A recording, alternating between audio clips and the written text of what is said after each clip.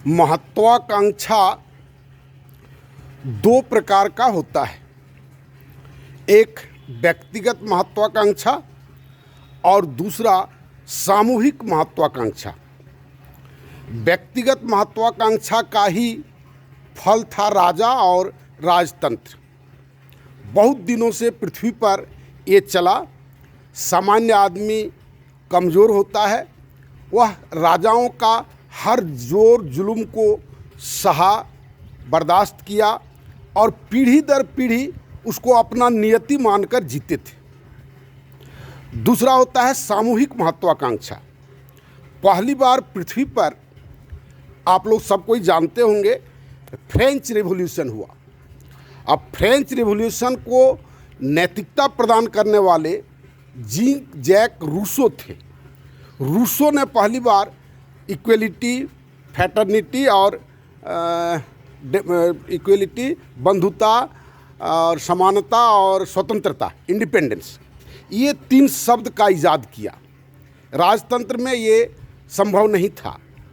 Napoleon Bonaparte ने और शायद कोई एक पियरे थे, उन लोगों ने इसको लीड किया और पूरी दुनिया के चिंतन को बदल दिया।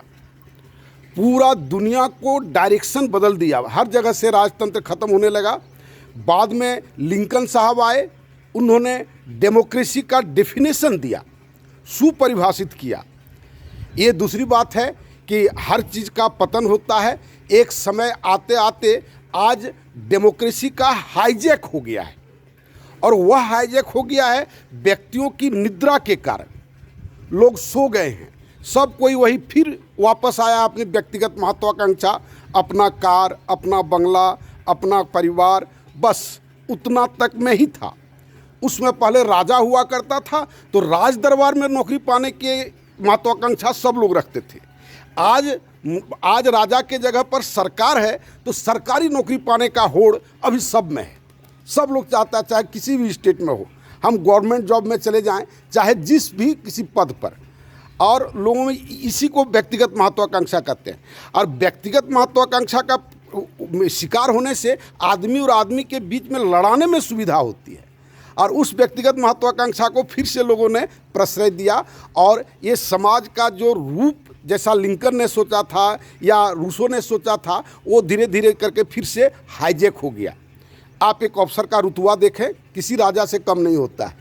एक एमएलए एमपी का रुतबा देखें, किसी राजा से कम नहीं होता है। हमने देखा है। और इसके बाद और उसके चलते बहुत लोगों को घिसना पीटना पड़ता है, स्वाभिमान के साथ समझौता करना पड़ता है। और पता नहीं लोग इन सब बातों पर क्यों नहीं सोचते हैं। उनका मुकाबला उस परिस्थिति से होता है या नहीं होता है। हम तो महसूस करते हैं कि सबको होता है, सब कोई मानसिक स्तर पर कॉम्प्रोमाइज़ करता है।